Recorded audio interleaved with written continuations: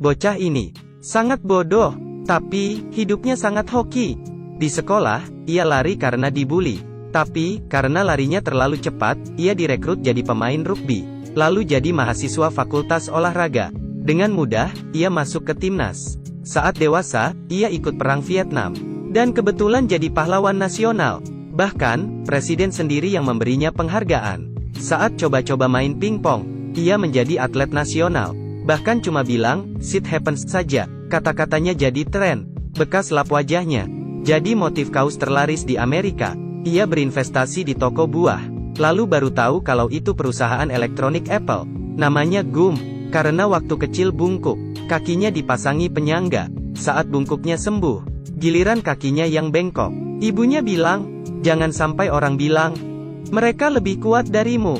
Kamu sama seperti mereka. Tapi, Gum berbeda dari orang lain. IQ-nya hanya 75. Menurut peraturan sekolah, minimal IQ-nya harus 80 untuk bisa masuk. Tapi, ibunya mengusahakannya. Gum akhirnya sekolah di bus. Semua anak memusuhinya, dan tidak mau duduk dengannya. Hanya seorang gadis bernama Jenny yang menerimanya. Mereka menjadi sahabat. Sejak itu, mereka membaca bersama, melihat bintang, bahkan tidur bersama. Suatu hari, beberapa anak membuli Gum.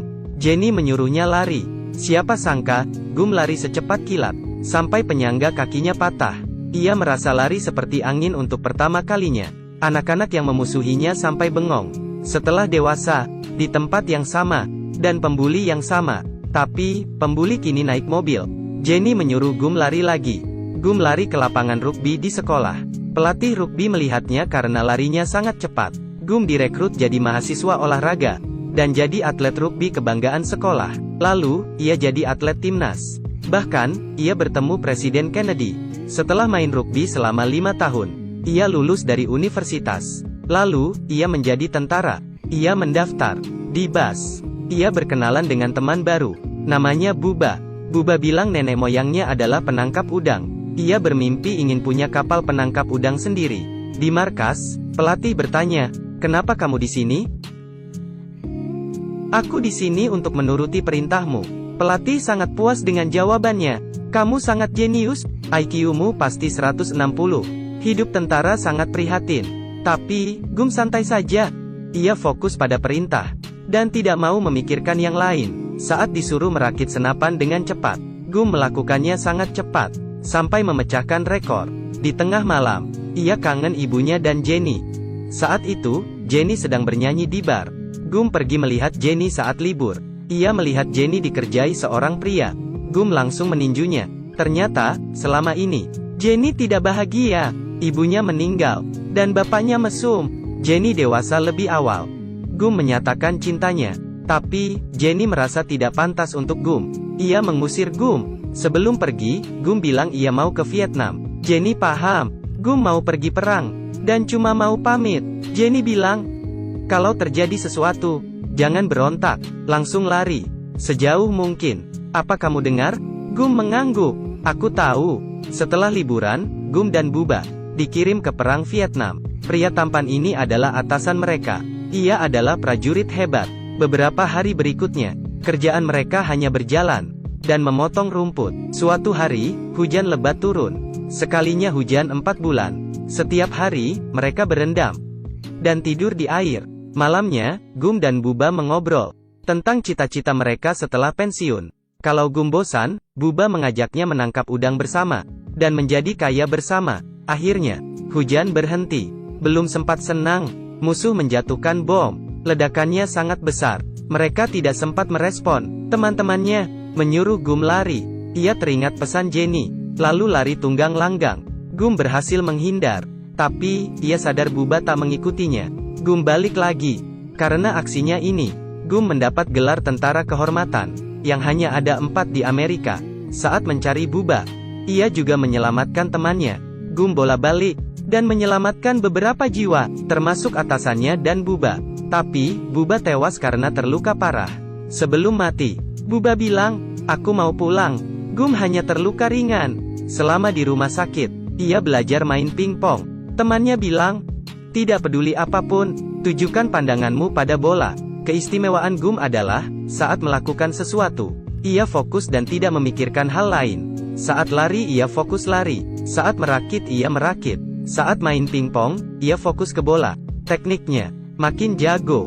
Gum menghibur tentara yang terluka dengan permainannya. Akhirnya, ia bertanding mewakili Amerika di Liga Persahabatan melawan Tiongkok. Ia juga mengikuti beragam pertandingan internasional. Sejak itu, Amerika dan Tiongkok resmi menjalin hubungan diplomatik. Gum jadi terkenal, bahkan, Nixon mengundangnya ke Istana Negara. Gum diinapkan di Hotel Watergate. Malamnya, Gum melihat di kamar seberang. Ada orang yang terus memakai senter. Gum menelepon resepsionis dan bilang di seberang mati listrik. Tolong dibetulkan dulu. Ternyata, Gum melihat kriminal di skandal Watergate. Gum lalu membeli perahu nelayan, yang ia beri nama Jenny. Gum menulis surat pada atasannya, dan mengundangnya bergabung. Mereka menjadi nelayan, tapi, mereka hanya menangkap rongsokan, sampah, kaleng, dan sepatu bekas. Seekor udang pun tidak ada. Hingga suatu hari, ada hujan badai. Semua kapal udang di sana rusak. Hanya kapal Gum yang dipenuhi udang tanpa usaha sama sekali. Usaha mereka berkembang, dari satu kapal jadi 12 kapal. Akhirnya, mereka buka perusahaan penangkap udang. Atasannya berterima kasih pada Gum, karena telah menyelamatkannya. Gum mempercayakan perusahaannya pada atasannya, dan pulang menemani ibunya yang sakit, hingga ia meninggal dunia. Atasannya membantunya menginvestasikan uangnya, yang Gum kira adalah perusahaan buah. Ternyata, mereka berinvestasi di Apple. Gum jadi kaya raya. Ia memberi orang tua Buba sebagian sahamnya, lalu menyumbang gereja, karena ibunya bilang, uang itu yang penting cukup. Sisanya cuma buat pamer. Gum juga memotong rumput di ladang tetangganya secara gratis. Malamnya, ia kangen Jenny. Suatu hari Jenny muncul. Gum tak pernah merasa sebahagia ini. Mereka jalan-jalan dan mengobrol. Gum ingin melamarnya. Meski aku tak pintar, tapi aku tahu apa itu cinta. Tapi, Jenny menolaknya. Jenny diam saja. Tapi, malam ini Jenny masuk ke kamar Gum.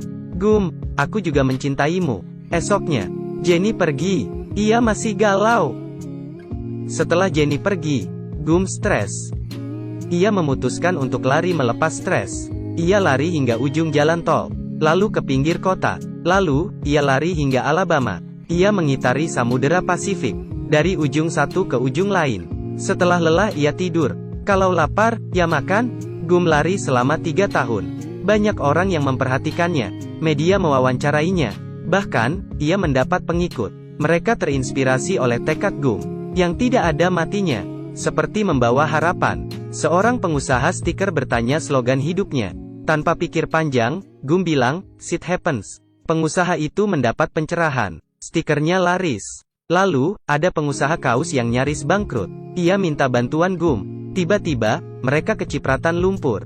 Karena ada mobil lewat. Gum mengelap wajahnya dengan kaos itu.